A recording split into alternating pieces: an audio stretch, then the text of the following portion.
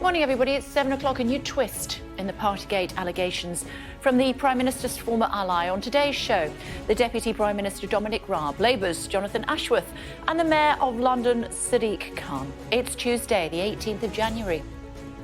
The Prime Minister accused of lying to Parliament by his former chief advisor, Dominic Cummings, who says he knew in advance about a Downing Street drinks party during lockdown. Ireland under ash, the satellite images which show Tonga before and after the underwater volcano eruption as a distress signal is detected. Chaos and catastrophe. The major US airlines warning how 5G could ground some aircraft in the next 2 days. A warning that rising fuel bills could devastate families, with some parents forced to hide the truth of the cost of living from their children. We have really struggled as a household, and to hide that from your children is one of the most difficult things to do. Also on the programme for you this morning, are you on a January fitness drive but struggling with your stamina and strength after having COVID? We'll talk to the team researching, how long some symptoms can linger after the virus. He has a document in his possession. We'd like you to go to Munich tomorrow and get the document. And we'll speak to the director of The Crown about his new Anglo-German adaptation of a Robert Harris novel.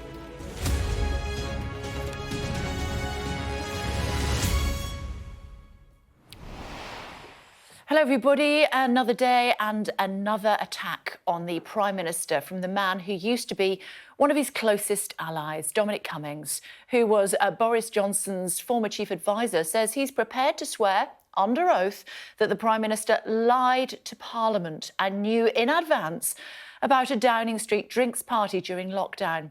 It's led to fresh calls for his resignation. But Number 10 officials have repeated their denial that Mr Johnson was warned in advance and says he implicitly believed it was a work event. The Prime Minister's former chief advisor wrote in his blog this: I said to the PM something like, Martin's invited to the building to a drinks party. This is what I'm talking about. You've got to grip this madness. The PM waved it aside. He went on to say, not only me, but other eyewitnesses who discussed this at the time would swear under oath that this is what happened.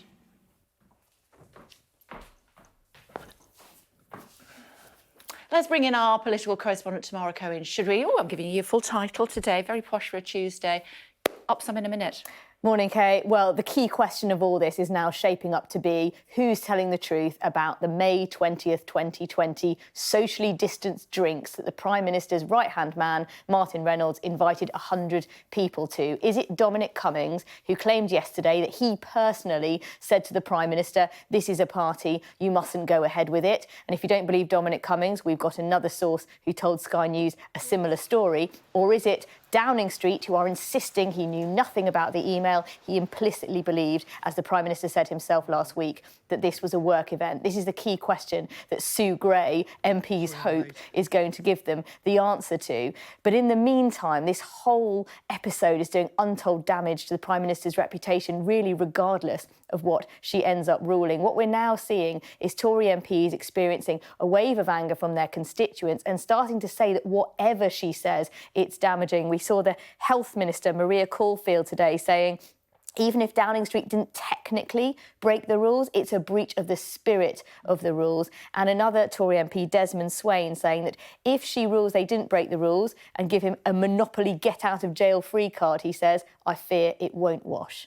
Sounds like a death by a thousand cuts to me. We'll put it to Dominic Raab, the Deputy Prime Minister, who'll be with us in just a few moments' time here on the programme. So do stay tuned for more on that. Also, we're going to be speaking to the Shadow Work and Pensions Secretary. That's Jonathan Ashworth, of course, with Labour, criticising the government for both Downing Street parties and the rising energy bills. And we'll also speak to the London Mayor Sadiq Khan later in the programme as he announces a new net zero by 2030 target for the capital. And COVID rules have eased in Scotland, but not for everyone. I'll be hearing from one ice hockey team who've been left struggling without their fans.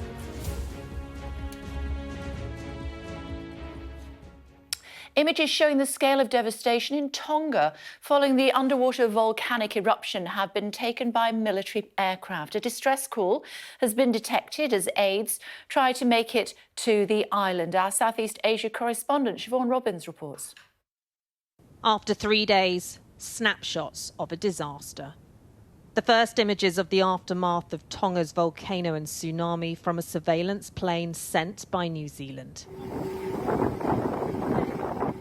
Saturday's massive eruption sent shockwaves around the world and knocked out communication. These were Tonga's streets before the volcano erupted. Here, afterwards, choked with ash. Back in Tonga on the main island, there's a blanket of ash, 2 centimeters, over everything. So they're cleaning up. They're trying to make sure that everybody has access to safe water, and that the impact on the food is also as little as possible. But at this point, we still have a number of islands that haven't been reached. And so the assessment work is ongoing, and the immediate relief work is ongoing in those islands. Tsunami waves of more than a metre destroyed around 50 homes on the main island. It's warned walls of water as high as 10 metres hit outlying islands. In some areas, damage has been described as catastrophic. Among those confirmed dead is Briton Angela Glover, whose body was recovered on Monday. She's beautiful. She was absolutely a ray of sunshine she would walk into a room and just lighten the room up. And she loved her life, both when she was working in London, and then she achieved her life dream of going to work in the South Pacific. Australia and New Zealand are sending ships with supplies. Water is a priority. Aid flights will follow once the runways are cleared of ash. This disaster has irreversibly impacted lives. Access to some of the smaller islands is still limited, and it's warned damage could be catastrophic. Well, Siobhan standing by for us this morning. Hello to you, Siobhan. And also big concerns about COVID on the island. Tell us more about that. Yeah, morning, Kay. Well, as I was saying in the report, big concerns firstly about those low-lying islands which have been smashed by the tsunami, but getting aid to Tonga is now further complicated, as you say, by COVID concerns. That's because it's one of the few nations which hasn't had community transmission of COVID. So we're being told that even when aid arrives, it's possible that personnel won't be allowed to physically deliver it round to the island, that they'll be asked to drop it off potentially at the airport, and then that aid itself could be quarantined, because of course the last thing they want in this disaster zone is the influx of possible COVID outbreak as well, which would just make the situation even more difficult. OK, and as far as people on outlying islands are concerned, you've made the point, haven't you, that there has been a distress call heard, and there is help, there are ships on the way, but it's going to take 2 or 3 days to get there. Yes, it's really difficult. So Tonga is an island nation, more than 170 islands. 36 of those are inhabited. The main focus for the last few days, of course, for pictures coming out, has been on that main island where we know that 50 houses have been destroyed. But there are these outlying islands, which, as you heard from WHO there, some of them haven't even been reached yet. The authorities in Tonga have said that waves of up to 10 metres have hit some of those islands. We're getting reports that at least one village has been totally destroyed. What we don't know, though, is how that destruction then translates into possible deaths. OK, Siobhan, for now, thank you. I want to tell you about a challenge between US airlines and the 5G service. Ali's here. Tell us more, Ali. Morning. So this is a really stark letter that has been written to the White House from big airlines in America, big parcel companies like FedEx, warning that there could be chaos if the 5G rollout carries on as planned because of the interference, basically, that the 5G network could have with planes. And they say, I'll quote you a little bit of this letter because it is really strong. Immediate intervention is needed to avoid significant operational disruption to air passengers, shippers, supply chain and delivery of needed medical supplies. To be blunt, it goes on to say the nation's commerce will grind to a halt. So they say that a significant number of planes could be stranded, could be grounded rather, that Americans could be stranded abroad. It is very stark language. But I think, it's worth digging a little bit into this, because airlines, the telecom sector rather, say that this has successfully happened in other countries. They say that the evidence on this is patchy when it comes to the interference that can come from the 5G network for planes. But plane companies are warning that actually things like, the way you measure the bottom of the plane, distance to the ground, that is really important in difficult weather conditions, will be really challenging, and that would mean that a lot of planes will have to be grounded, won't be able to go up, particularly in bad weather conditions. This is an ongoing standoff between the aviation and telecom sector in the US. In the UK as well? Well, it's a problem around the world. I mean, some other countries, like the United Arab Emirates, have warned that it could be a problem. As I say, that the evidence is patchy. What the aviation sector in America want is a bit more time to look at this. Right. But the telecom sector say that, look, in other countries, like in the UK, this has gone ahead and it hasn't been a problem. But this standoff, if it does go on, I think could well have an impact on people in the coming days unless one of the two sides backs down. OK, for now, Ali, thanks so much indeed. Thank you. Don't forget Dominic Raab coming up shortly. But first, a look at some of today's other headlines for you. And more children are becoming fussy eaters after getting COVID, according to experts. It's thought the virus may lead to some kids suffering from a condition called parosmia, which distorts smell into strange and unpleasant smells. For those with the condition, chocolate could smell like petrol, oh goodness me, and a lemon could smell like rotting cabbage. And looking at the latest figures for COVID, almost 84,500 new cases recorded in the UK in the last 24 hours. Sadly, another 85 deaths, taking the number of deaths within 28 days of a positive test for COVID-19 to 152,075. Northern Ireland's First Minister says men need to step up to help prevent abusive behaviour towards women and girls. Paul Given was speaking at a vigil for the teacher Aisling Murphy. Police are still hunting for the killer of the 23-year-old primary school teacher. A woman who went missing after last being seen in a Windsor nightclub has been found safe and well, police have said. That's good news. Marnie Clayton is 18 and from Bracknell and was found in Basingstoke in Hampshire. A 21-year-old from Reading was arrested in Basingstoke by Hampshire police on suspicion of battery, assault occasioning actual bodily harm, breach of police bail, false imprisonment and making threats to kill. The brother of the man who took 4 people hostage in Texas has told Sky News he was on a call with his children when he was shot dead.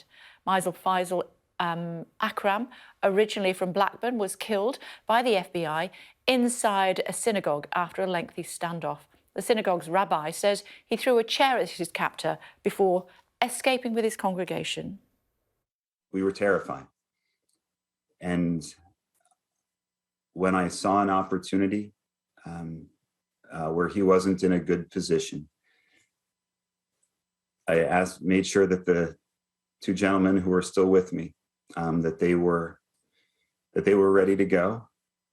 The exit wasn't too far away. I told them to go. I threw a chair at the gunman and I headed for the door.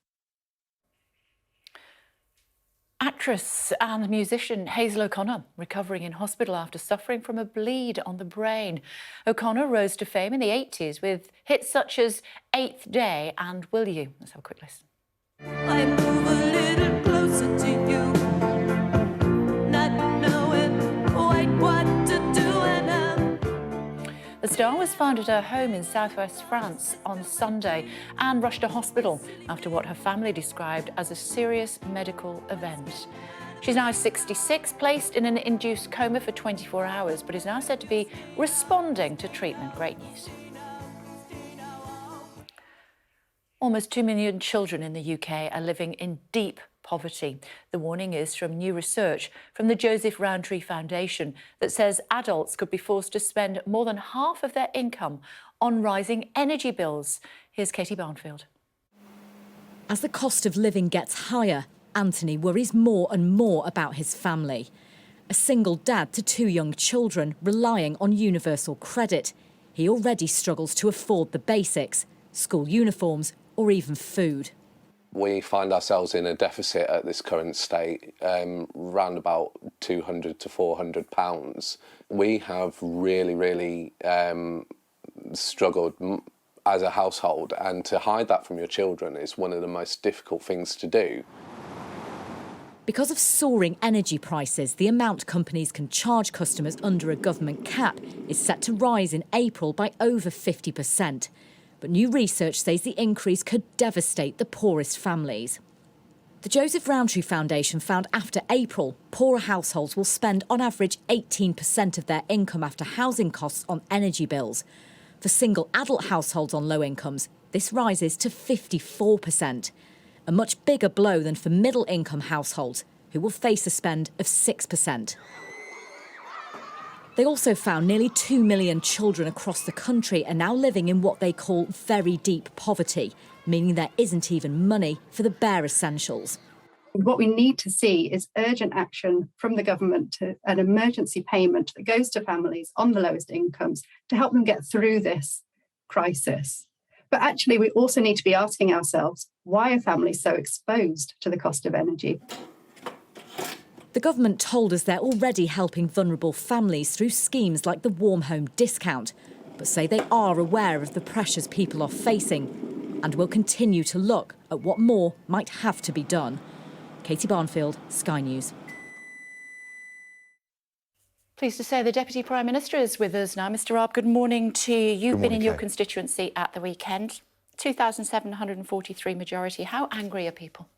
Look, I think there is some frustration and people feel it's there's an issue of double standards. I have to say I was out canvassing 3 times and I didn't get it raised a lot with me. What people care about is that the government is focused on their issues and making their lives better. And the vaccine rollout, we're the most boosted in Europe. We're the most tested in Europe. We've got the most antivirals in Europe in terms of the vaccine programme. And as a result, we've come out of lockdown. The economy is growing, jobs are up, wages are up, economic growth is up. And it's really important that we deal with these allegations and these claims. That's what the Sue Gray inquiry is for. But actually, that allows us to focus on what people really care about. And frankly, that's the overwhelming feedback that I've had, and I think most people across the country. So nobody on the doorstep has brought up Boris Johnson's behaviour? Oh, it gets brought up, but what do they say? What I think the frustration is they want to see the government focusing on their priorities. What do they say about Boris Johnson's behaviour?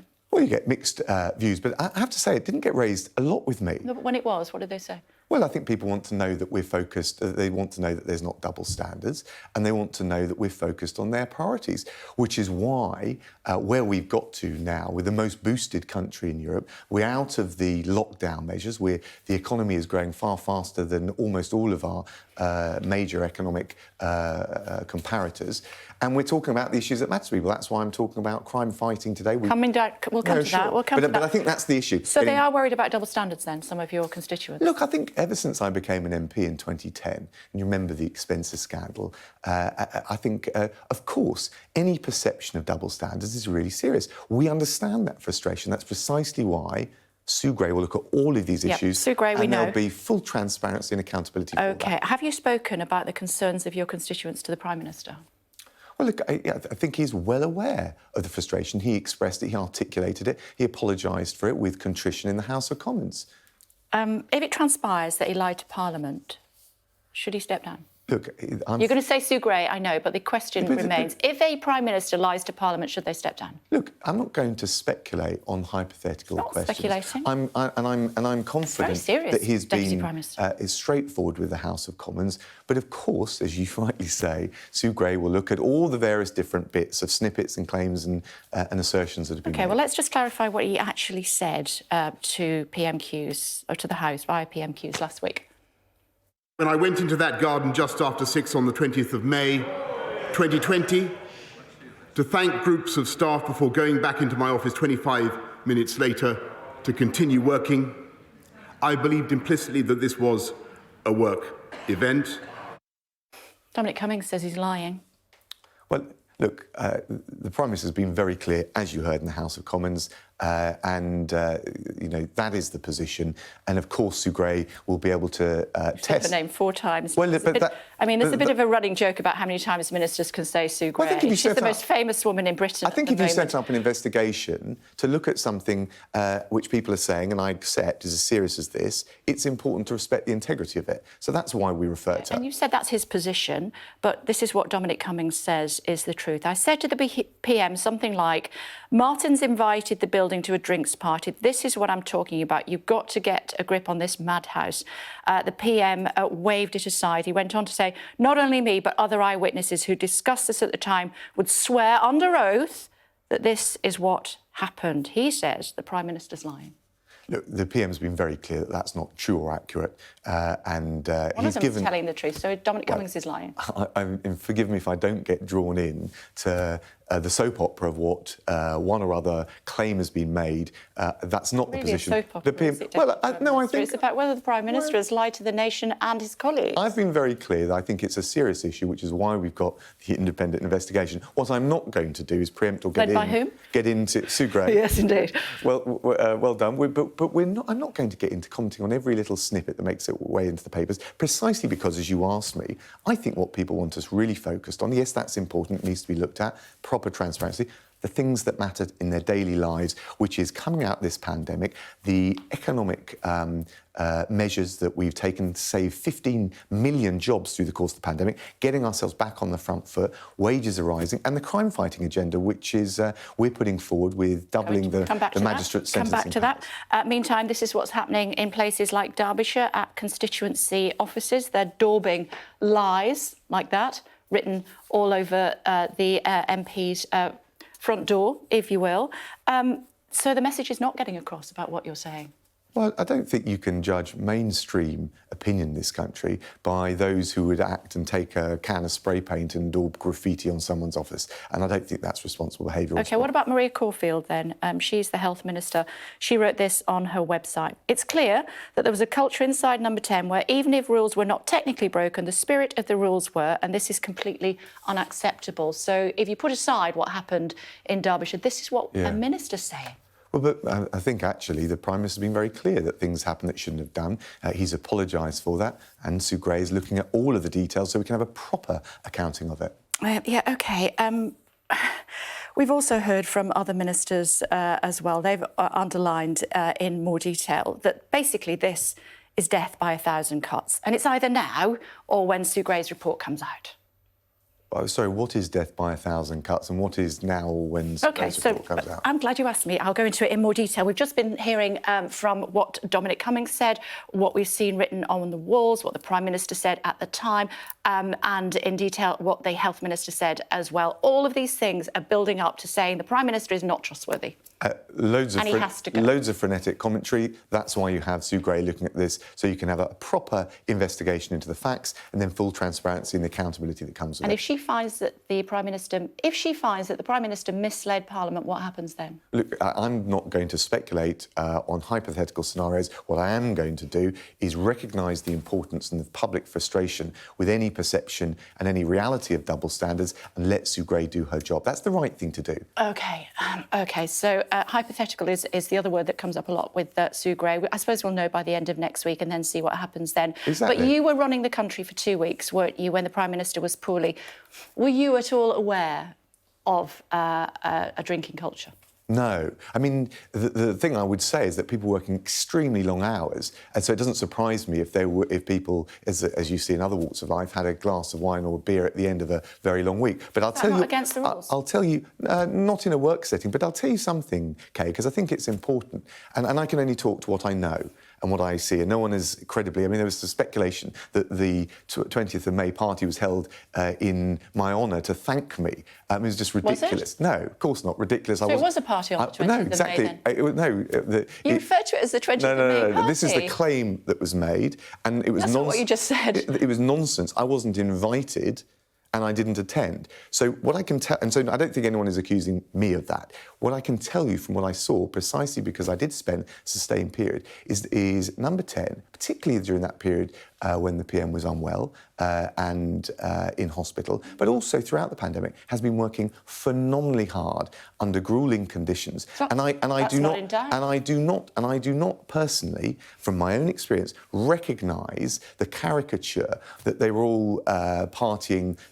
This was an incredibly serious and difficult and dedicated team. They had a DJ in the basement. They got on Will Swing and broke it. They took a suitcase. So, okay, I'm just telling you what I saw and my experience. Yeah, but you can't say that they weren't taking advantage, a lot of the people in Downing Street, given that, you know, we've had several eyewitnesses who illustrated what happened. So, okay, all I'm telling you is what I saw. You asked me for my personal experience, and what I'm telling you is I think that the conditions in a crucible-like context, in a pandemic that the likes of which we've never seen before, all of my exposure, direct and personal, was to an incredibly hard-working team. What did you make of the pictures that we've seen? Look, I feel as frustrated as anyone else. I think double standards is toxic. I get all of that. I get the frustration. How Her Majesty feels about what was happening in Downing Street the day before her well, husband's funeral. number 10 has apologised. Yeah, but I wonder what you think.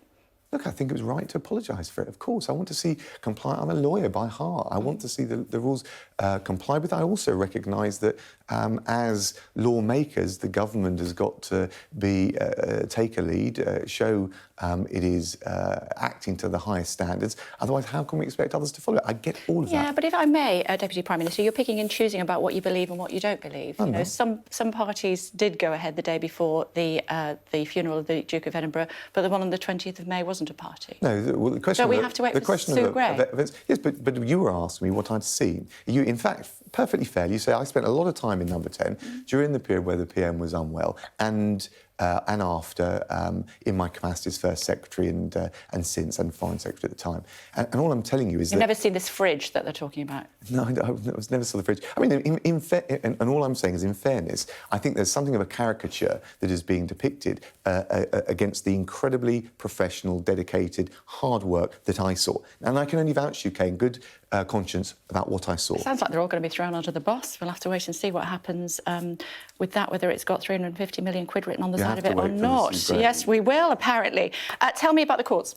Look, we've got this backlog in the Crown Courts in particular. We've started to get the backlog down in the Magistrates' Court. Since the peak in June, we've got the Crown Court backlog, which hears the most serious cases and was affected by the social distancing rules, particularly jury trials. That backlog is down by 2,000. We've secured £1 billion to get the courts back up and running over the next 3 years and get the backlog down. One of the additional things we're doing is doubling the sentencing powers of magistrates from 6 months to 12 months. And what that will do is get more cases going through the courts. We will see criminals brought to book, victims having to wait less time, and a further estimated 1,700 of those cases in the backlogged Crown Courts reduced. So this is, I think, the right thing to do, and I hope everyone will support it. Well, except the Criminal Bar Association, who says negligible impact.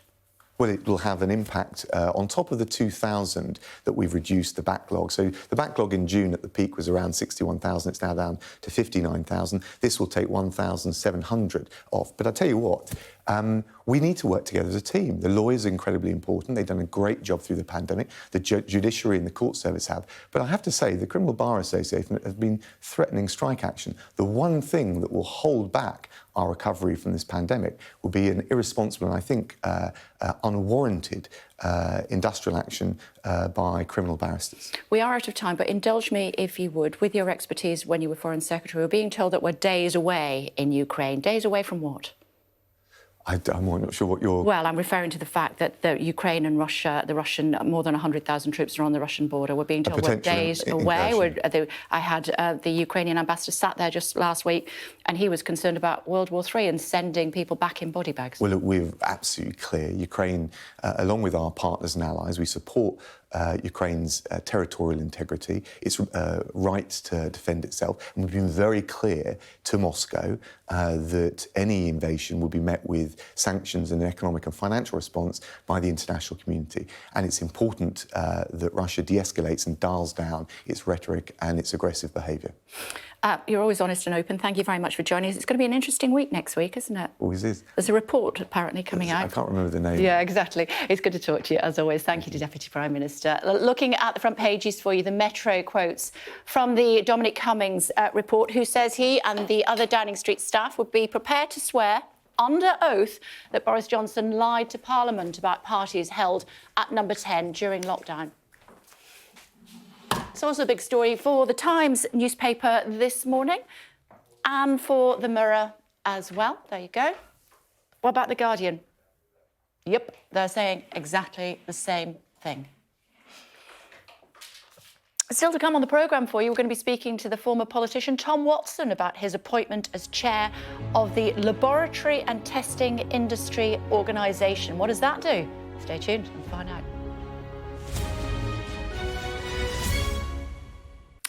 Hi everybody, our top stories for you so far this morning on the breakfast programme. And Sky, the Prime Minister's former top advisor Dominic Cummings, says that Boris Johnson knew about the Downing Street party and lied to Parliament.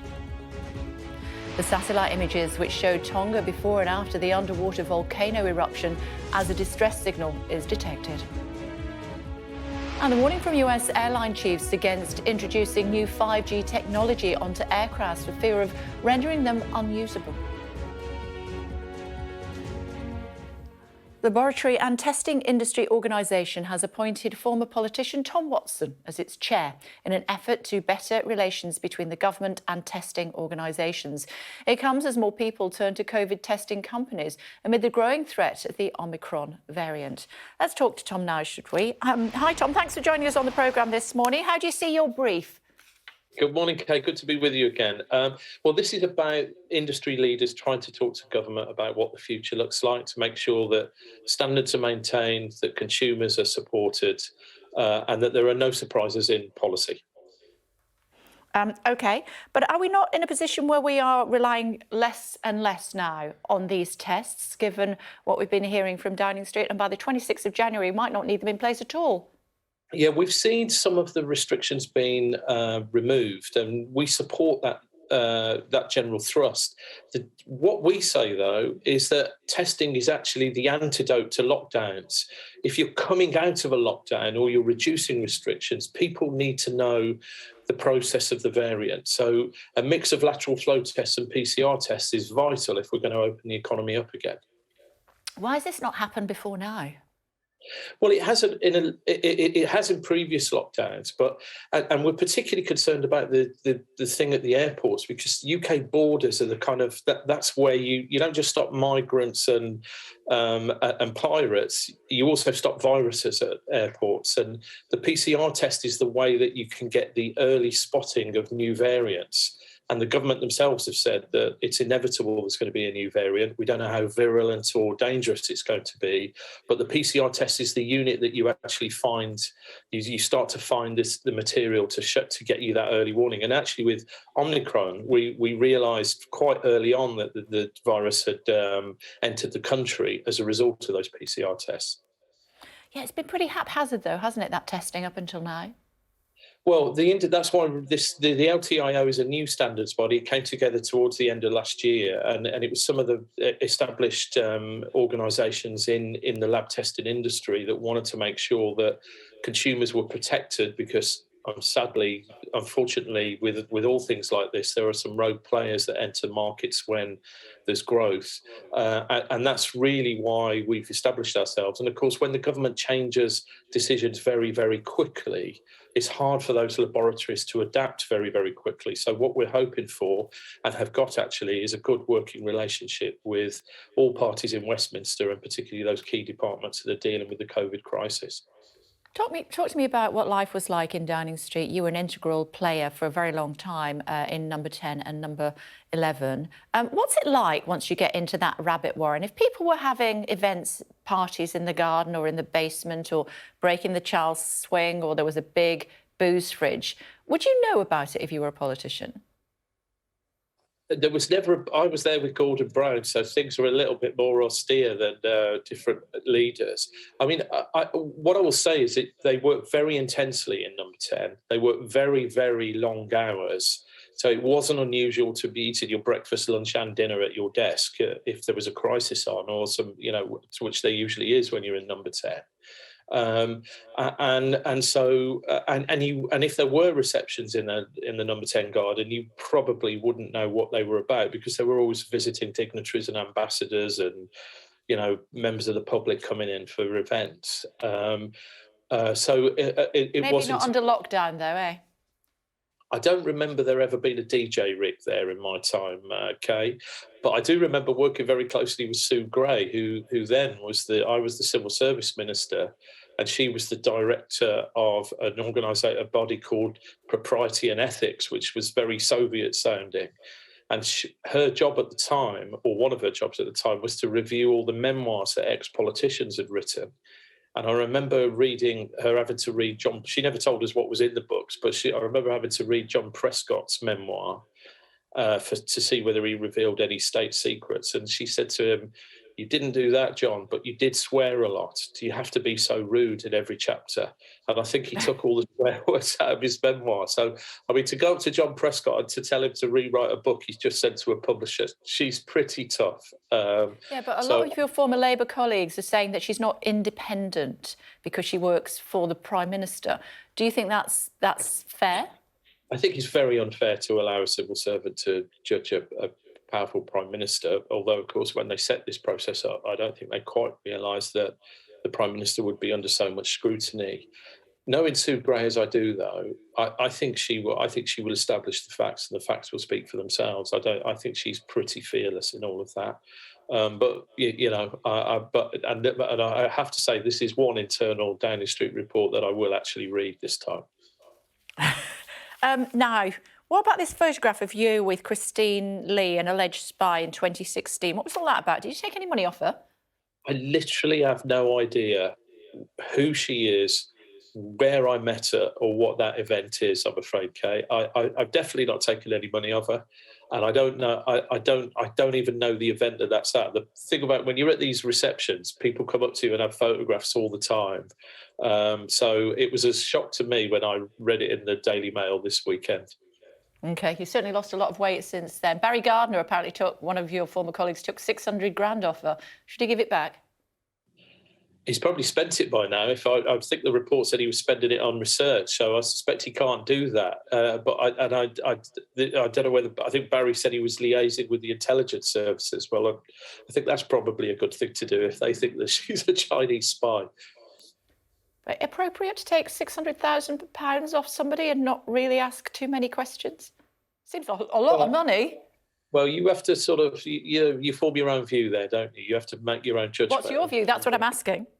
Well, if a Chinese, if someone had approached me at a reception and offered me £400,000, I'd probably want to find out what their background is. It might be or it might be that he was misled, of course. It may well be an awful lot of money passed hands before he found that out. Some might say, allegedly, just for the benefit of the lawyers. Just before I let you go, if you were offering Sue Gray any advice today, what would it be? Stay strong, Sue Gray, and be honest in your report. And I have absolutely no doubt she'll do that. Good to talk to you, as always. Thanks very much indeed for joining us, Tom. Thanks, Kate. Thank you. Well, the name Sue Gray has been mentioned once or twice. That's the person leading the investigation into what happened in Downing Street. But who exactly is she? We had a bit of an insight there from Tom. Let's have a look in more detail. She's a senior civil servant. She spent much of her career working in the public service, currently in the Department for Levelling Up. That means that she's working with Michael Gove. In the 1980s, she took a career break from the civil service to run a pub in Newry in Northern Ireland. It's reported that during this time, she confronted IRA paramilitaries who were attempting to steal her car. She returned to the civil service and had risen through the ranks, taking senior cabinet office roles, including head of the Propriety and Ethics Committee, or the actual organisation. We were hearing a bit more about that as well, weren't we, from Tom Watson, and a stint as the permanent secretary of the Department of Finance, Northern Ireland Executive. So she has been involved in a number of high-profile investigations, including into former cabinet ministers Dr. Liam Fox, Andrew Mitchell, and Theresa May's then deputy, de facto Prime Minister, Damien Green. But perhaps none as high profile as Partygate, where she has national scrutiny and as investigating her bosses. When she reports her findings, they will go to the PM, land on his desk. That's the very same person who has been accused of the wrongdoing. What happens after that? That's what we keep trying to get to the bottom of. None of the politicians want to tell us. Meantime, Scotland has relaxed its rules for dealing with the pandemic. Large outdoor public events can now take place without social distancing or capacity limits, but restrictions on indoor events remain in place. Here's James Matthews. All right, we got Charlie, Laurel, Desi, Kankin, Morsey, Cole. Let's go. Game night for the Dundee Stars. This match against Manchester Storm would have drawn 2,000 spectators. COVID restrictions on indoor events capped the crowd at 200.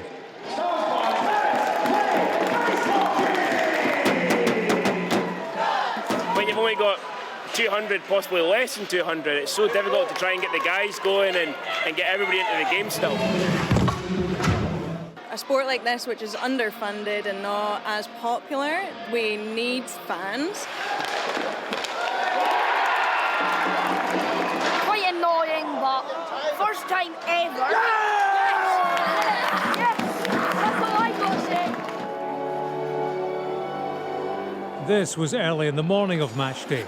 Team preparations have to be shoehorned in between other athletes needing access to the ice and public skating sessions.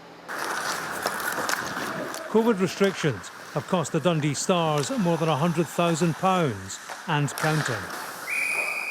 Well, it's just an extra week. Well, that's 2 home games. You know what I mean? That's an extra 2 home games. That's going to be a total of 6 games now we will be playing with restrictions. Well, that's, almost 20% of our season. In a UK league with different crowd limits depending where you play, there's a home disadvantage in being a Scottish team. Yeah! I'm not winning! We started to find our game. So hopefully now, let's find it on Saturday. All right, boys? Yeah! Having found their game, today Dundee are looking for their crowd back. James Matthews, Sky News, Dundee. In other news, a drone attack targeting a key oil facility in Abu Dhabi has claimed the lives of 3 people and sparked a fire at Abu Dhabi's international airport. The attack, which involved 5 ballistic missiles and several drones, has been claimed by Yemeni's Houthi movement. The group warned it could target more facilities in the United Arab Emirates. Let's find out more, should we? Ali standing by for us now. Tell us a bit more about the background to this, Ali, if you would, please. Good morning. Yeah, morning, Kay. So this happened about 24 hours ago in Abu Dhabi. A number of explosions just outside the international airport. We don't know whether the airport was the intended target and the drones missed, or whether they did hit their target. And if they did, then we don't know the significance yet of what they hit, because the UAE hasn't given more details on that. The consequence, though, really twofold. Firstly, the number of casualties, 6 wounded, but 3 lost their lives, 2 of them Indian, 1 of them Pakistani. And the second consequence, really, is that the UAE has been targeted again by the Houthis, but this time, in a reasonably close to built-up urban areas of Abu Dhabi, a city that many people watching will know well, either because they've been on holiday to the UAE or they've been there for work or for business.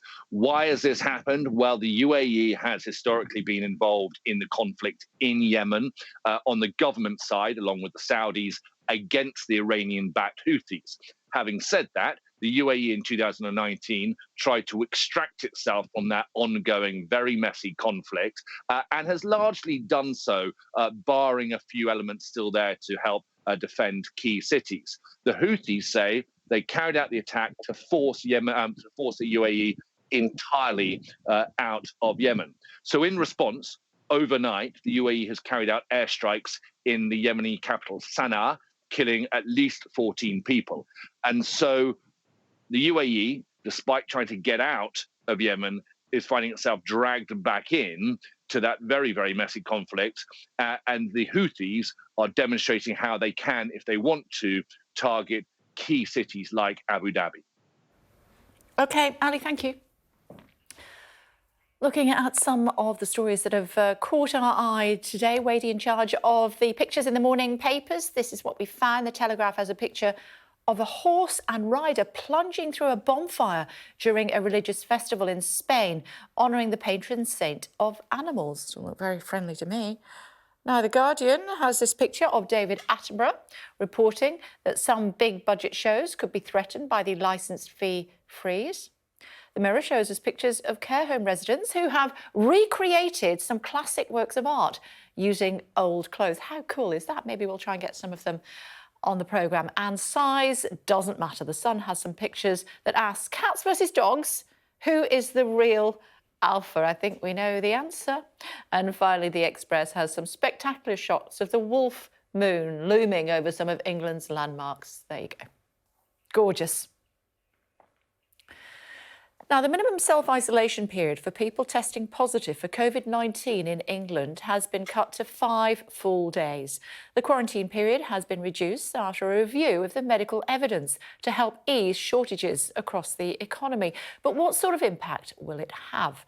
Well, let's talk about it in more detail. Professor Monica Gandhi from San Francisco is with us. Hello to you, Professor. Thanks for staying up late to talk to us on the programme. You did this recently in the US, didn't you? What impact did it have?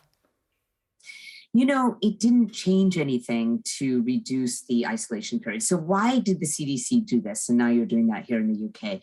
3 reasons. One is that there was the largest contact tracing study showed us from Taiwan. This was published in JAMA Internal Medicine in November 2020, that most transmission occurs within the first 5 days of developing symptoms. To be fair, actually all of the transmission occurred in this contact tracing study in the first 5 days. So no transmission after 6 days. You can look at viral load all you want. The contact tracing studies really are the best way to see when transmission is occurring. Second reason is that after vaccination, what happens is that your immune system comes in, starts trying to kill that virus, and it's much less infectious, even if it's turning up on a rapid test. And so there was a recent study in the American Society of Microbiology that shows that just because you have a rapid antigen test positive line, that does not translate to infectiousness. But what we did see during the early days of COVID was that people contracted COVID. They looked as though they were getting better. And I remember my GP specifically saying to me, it was between days 8 and 10. If you were going to be poorly, that was when you were going to take a proper nosedive. Is that still the case? So what's changed is immunity versus not immunity. So remember at the beginning of the pandemic, when people got COVID, they would have a high viral load and they would actually culture the virus consecutively, and it was still culturable and likely infectious out to 10 days. That's why the isolation period was 10 days. What's changed now in the pandemic? Well, number one, most of the people who are isolating are vaccinated. And so that really does change the equation. There was a study out of Italy among healthcare workers who got breakthrough infections with Delta. They were positive on one day, they had no symptoms, and they were negative the next day. So we have to change things with the updated science after vaccination. So is there an argument for not isolating at all? So where will we go when the endemic phase? Because right now we're all in a transition. You in the UK, us in the US, Europe is doing things also differently. We're transitioning from pandemic to endemic. When we get to the endemic stage, we will treat it like influenza. We will treat it that you should stay home when you're sick, but you don't have to test out to go back home. And we will not do any asymptomatic testing anymore. We're not there yet, but that's where we'll get to after the Omicron surge. And you don't quarantine just because you've been exposed. Think about all the other viruses. We'll start treating it like other respiratory pathogens. But right now in the intermediate stage, and Omicron's causing a lot of disruptions in healthcare worker settings in the economy. And that's why this decision was made by the CDC to be practical and also to go along with the data. And I think you're doing the right thing in the UK. Fascinating stuff. Good to talk to you. Thank you. Thank you. Quick look at I'll say that again. Quick look at what's happening as far as the weather is concerned this morning.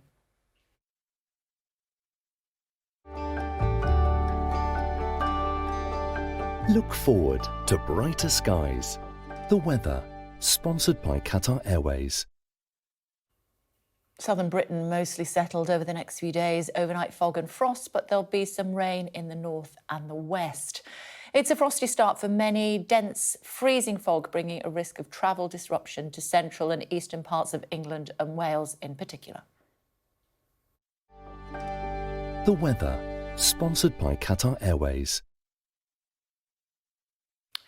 Now, they say that blood is thicker than water, but that doesn't seem to ring true when you see these guys. A three-legged lion, two twin tigers and a Labrador were filmed playing together with a ball at a Siberian zoo. First question, why has it only got three legs? Fortis, the lion cub, tragically had to have one leg amputated, there you go, after a birthing injury, prompting the zoo to bring in Elsa, the Labrador, to keep him company as he recovered. Lavender and her sister Liana arrived later as a present from Vladivostok. The animals have been best friends ever since. Those are cool pictures, aren't we? Coming up in the next hour, we're going to be talking to Tamara in more detail about what the Deputy Prime Minister has had to say today. He has been on the programme within the last 45 minutes. Surprise, surprise, he talked about Sue Gray and not wanting to talk about hypothetical situations until we get her results from her extensive review. That is due by the end of next week. So we're going to get more on that. We also put that to a former very senior politician as far as Labour was concerned. That's Tom Watson. He used to work in Downing Street and he knows Sue Gray personally. He said that she was a formidable civil servant, but it was totally unfair that she found herself in a position where she is having to pass judgment on basically a man who is her boss, none other than the Prime Minister. We have heard from the government they are trying to move away from what's been happening at Downing Street, instead underlining in a lot more detail about what they are planning to do, not only with the courts to try to get rid of that logjam, but also in the Channel and what's going to happen allegedly with some border force vessels that are pushing refugees, let's call them refugees, back who are trying to get to the UK by using sonic noises from megaphones. Is that even human? Anyway, that is one of the things that is being speculated on should be done. In other words, the government is doing its level best to try to distract us from what has been happening at number 10 Downing Street. I wonder what Labour thinks about all of that. John Ashworth will be joining us in the next few moments to give us his take. Of course, Labour not without guilt. We've seen the leader of the Labour Party who had a beer and a butty, a photograph taken of him indoors when it was against the rules to do so. I wonder what they've got to say about that. Stay tuned for more.